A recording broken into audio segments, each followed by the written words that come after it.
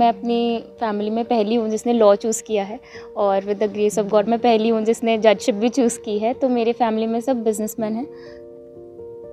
देखिए, थोड़ी सी मुश्किलें होती हैं, अपनी मोटिवेशन थोड़ी हाई रखनी पड़ती है, डिटर्मिनेशन इश्यूज़ होते हैं, कई बार डीमोटिवेट हो जाते हैं और कई बार अपनी प्रोडक्टिविटी को भी बढ़ाना पड़ता है। अगर आपके पास फैमिली सपोर्ट है और अगर आपके टीचर्स अच्छे हैं तो जो मुश्किल सफ़र है वो भी बहुत अच्छा और इन्जॉयबल हो जाता है। अगर मेरे ऊपर कोई चीज़ आती तो सबसे पहले उसे पापा लेते हैं। तो अगर कोई डीमोटिवेशन का स्पेल भी होता था या फिर कोई टेंशन होती थी या फिर पता नहीं चलता था कि पढ़ाई कैसे करनी है, कोई क्वेश्चन या आंसर कैसे लिखना है, मार्क्स नहीं आ रहे हैं, इंटरव्यू कैसे फेस करना है, every little thing my father has help me. तो जजशिप और लॉ की चॉइस पे मेरी इसीलिए सेंटर्ड थी कि मुझे ऐसी पढ़ाई करनी है ताकि मैं अपनी सोसाइटी के लिए कंट्रीब्यूट कर पाऊँ। गर्ल्स को अगर अपॉर्चुनिटी मिलती है और अगर मौका मिलता है तो वो और ज़्यादा हार्डवर्क और परसिस्टेंस से काम करते हैं। ਅੱਜ ਤੁਹਾਨੂੰ ਮਿਲਵਾਵਾਂਗੇ ਸੰਗਰੂਰ ਸ਼ਹਿਰ ਦਾ ਤੇ ਆਪਣੇ ਪੂਰੇ ਪਰਿਵਾਰ ਦਾ ਨਾਮ ਰੋਸ਼ਨ ਕਰਨ ਵਾਲੀ ਤਨਵੀ ਗਰਗ ਜੀ ਦੇ ਨਾਲ। ਤੁਹਾਨੂੰ ਦੱਸ ਦਈਏ ਕਿ ਬੜੀ ਹੀ ਮਿਹਨਤ ਅਤੇ ਲਗਨ ਦੇ ਨਾਲ ਉਹਨਾਂ ਨੇ ਪੜ੍ਹਾਈ ਕੀਤੀ ਅਤੇ ਜੱਜ ਬਣੇ ਹਨ। ਪਰਿਵਾਰ ਦੇ ਵਿੱਚ ਪੂਰਾ ਖੁਸ਼ੀਆਂ ਦਾ ਮਾਹੌਲ ਹੈ। ਰਿਸ਼ਤੇਦਾਰ ਯਾਰ ਦੋਸਤ ਵਧਾਈ ਦੇਣ ਆ ਰਹੇ ਹਨ, ਫੋਨ ਕਰ ਰਹੇ ਹਨ। ਤਾਂ ਸਾਡੇ ਨਾਲ ਇੱਥੇ ਉਹਨਾਂ ਦੇ ਪਰਿਵਾਰ ਅਤੇ ਤਨਵੀ ਜੀ ਮੌਜੂਦ ਹੈ, ਉਹਨਾਂ ਦੇ ਨਾਲ ਗੱਲਬਾਤ ਕਰਾਂਗੇ। ਸਤਿ ਸ਼੍ਰੀ ਅਕਾਲ मैम, किस तरह का देखते हो कि मन च पहला तो भी थोड़े ख्याल किस तरह आया कि जज बनना है? लोग कहते ना कि मापियां जज बनना वो गाना याद आ गया मेरे। देखिए, मुझे कॉलेज ग्रेजुएशन लेवल तक कोई आइडिया नहीं था कि मैंने खुद लॉ परस्यू करनी है, लेकिन वहाँ पे मेरे एक सीनियर थे जिन्होंने आफ्टर ग्रेजुएशन लॉ परस्यू की थी एज अ 3 ईयर कोर्स और उन्होंने जुडिशरी एग्ज़ाम्स दिए थे। तो वहाँ से मुझे इंस्पिरेशन आई कि मैं भी ये करियर पाथ चूज़ कर सकती हूँ और फिर मैंने लॉ चूज़ किया था कि मुझे जज के पेपर देने हैं। तो ਪਹਿਲਾਂ ਤੁਹਾਡੇ ਪਰਿਵਾਰ ਦੇ ਵਿੱਚ ਕੋਈ ਇਸ ਪਾਸੇ ਸੀ ਲਾਅ ਵਾਲੇ ਪਾਸੇ ਕੋਈ ਗੱਲ ਕੀਤੀ ਜਾਵੇ, ਕੋਈ ਵਕੀਲ ਹੋਵੇ ਜਾਂ ਕੋਈ ਸਰਕਾਰੀ अफसर ਹੋਵੇ? नहीं सर, मैं अपनी फैमिली में पहली हूँ जिसने लॉ चूज़ किया है और with the grace of God मैं पहली हूँ जिसने जजशिप भी चूज़ की है। तो मेरे फैमिली में सब बिजनेसमैन हैं एंड लॉ की साइड कोई भी नहीं है।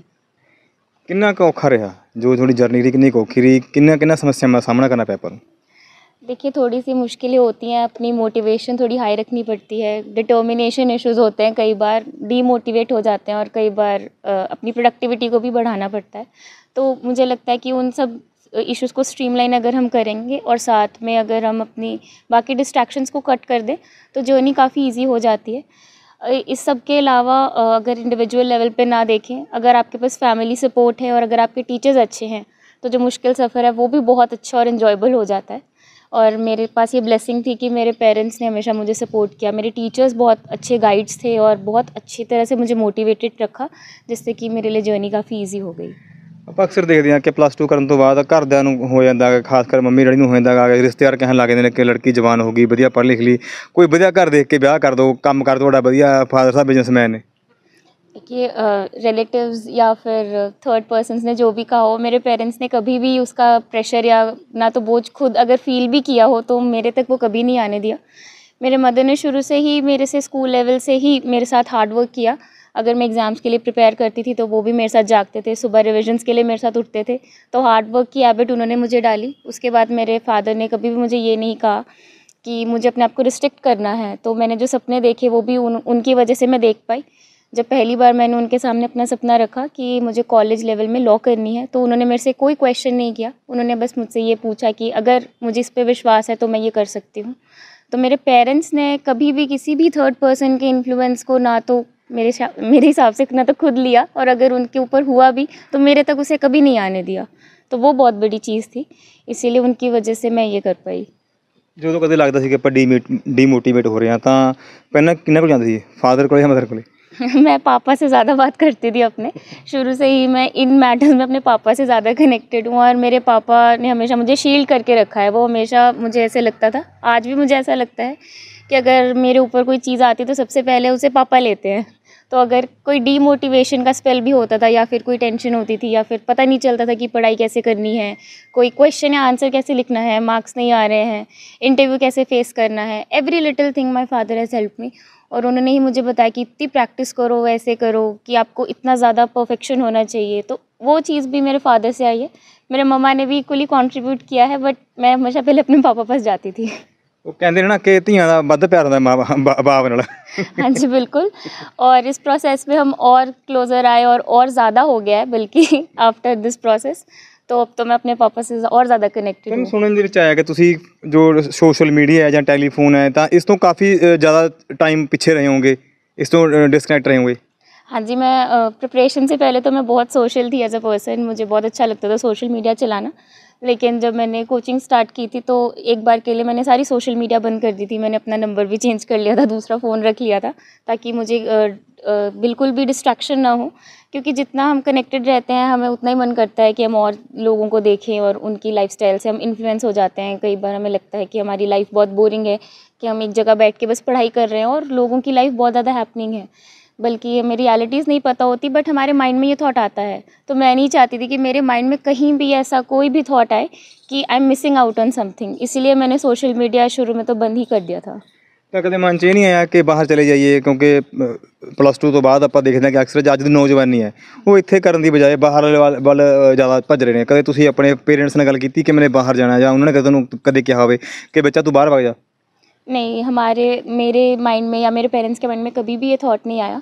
मुझे लगता है कि अगर हम सोसाइटी से रिसोर्स ले रहे हैं तो एज अ रिस्पॉन्सिबल सिटीज़न हमारी ये ड्यूटी है कि बड़े होकर हम इस मुकाम पे पहुँचे कि हम उसे वापस दे पाएँ। तो जजशिप और लॉ की चॉइस पे मेरी इसीलिए सेंटर्ड थी कि मुझे ऐसी पढ़ाई करनी है ताकि मैं अपनी सोसाइटी के लिए कंट्रीब्यूट कर पाऊँ। तो बाहर जाने का थॉट तो कभी नहीं आया, बल्कि I always felt that it is my responsibility कि I reach to a level where I can do something back. ਕਿਤੇ ਨਾ ਕਿਤੇ ਤੁਸੀਂ ਇਹ ਸਾਬਤ ਕਰ ਦਿੱਤਾ ਕਿ ਜੇ ਇਨਸਾਨ ਚਾਹੇ ਤਾਂ ਇੱਥੇ ਰਹਿ ਕੇ ਵੀ ਆਪਣੇ ਦੇਸ਼ ਵਿੱਚ ਵੀ ਉਹਦੀ ਸੇਵਾ ਵੀ ਕਰ ਸਕਦਾ ਹੈ, ਮਾਂ-ਬਾਪ ਦਾ ਨਾਮ ਵੀ ਰੋਸ਼ਨ ਕਰ ਸਕਦਾ ਹੈ।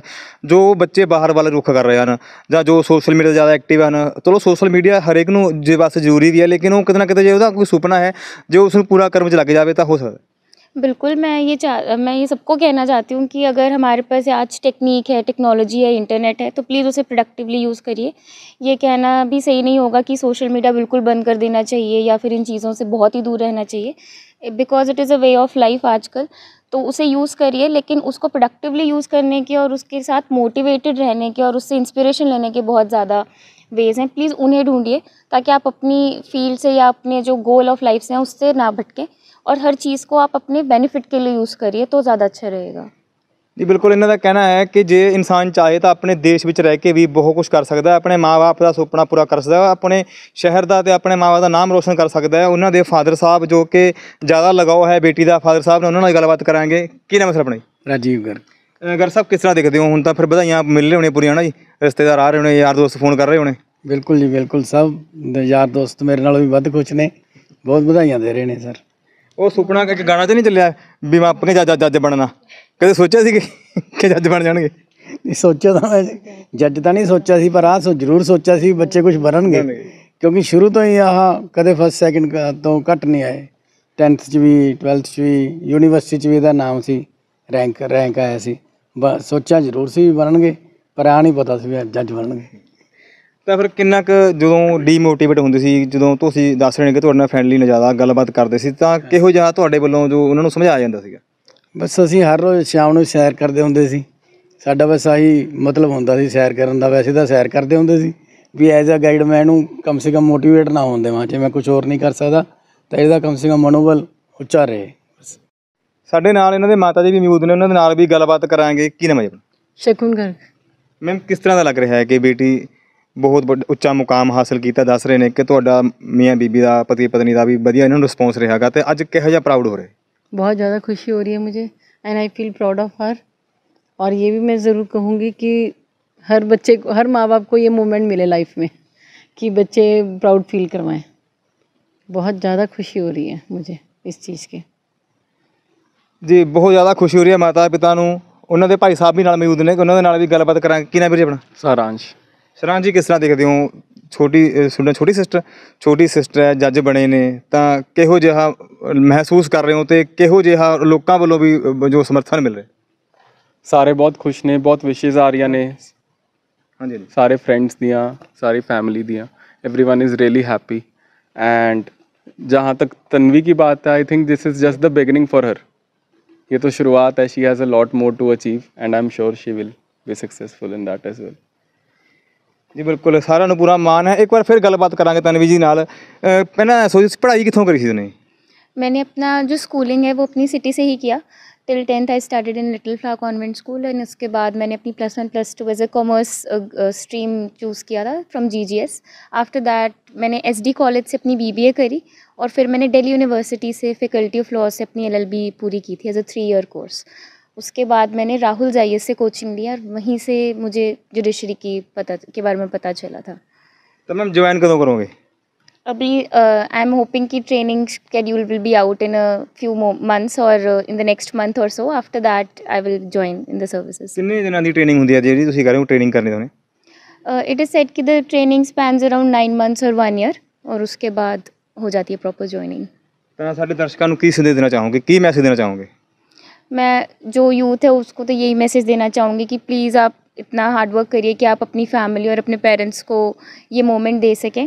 पेरेंट्स के लिए ये मैसेज है कि प्लीज़ अपने बच्चों को प्लीज़ सपोर्ट कीजिए, ख़ास करके गर्ल्स को अगर अपॉर्चुनिटी मिलती है और अगर मौका मिलता है तो वो और ज़्यादा हार्ड वर्क और परसिस्टेंस से काम करते हैं, बिकॉज़ उनके अंदर कैपेसिटी होती है कि वो इमोशनल कनेक्ट से थोड़ा ज़्यादा पर्सिवरेंट रहती हैं, हार्ड वर्क रहती हैं।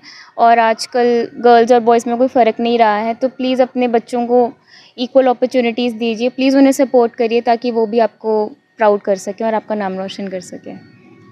ਜੀ ਬਿਲਕੁਲ ਸਨ ਸਾਡੇ ਨਾਲ ਤਨਵੀ ਜੀ ਜੋ ਕਿ ਜੱਜ ਬਣੇ ਨੇ ਤੇ ਆਪਣੇ ਪਰਿਵਾਰ ਦਾ ਅਤੇ ਆਪਣੇ ਸ਼ਹਿਰ ਦਾ ਇਹਨਾਂ ਨੇ ਨਾਮ ਰੋਸ਼ਨ ਕੀਤਾ ਹੈ ਤੇ ਅੱਜ ਦੇ ਯੂਥ ਨੂੰ ਇਹਨਾਂ ਨੇ ਇਹ ਮੈਸੇਜ ਦਿੱਤਾ ਹੈ ਕਿ ਜੇ ਇਨਸਾਨ ਚਾਹੇ ਤਾਂ ਆਪਣੇ ਦੇਸ਼ ਦੇ ਵਿੱਚ ਰਹਿ ਕੇ ਵੀ ਮਿਹਨਤ ਕਰੇ ਤਾਂ ਉਹ ਸਭ ਕੁਝ ਕਰ ਸਕਦਾ ਹੈ। ਸੰਗਰੂਰ ਤੋਂ ਗੁਰਵਿੰਦਰ ਸਿੰਘ, ਗ੍ਰੇਟ ਪੰਜਾਬ TV।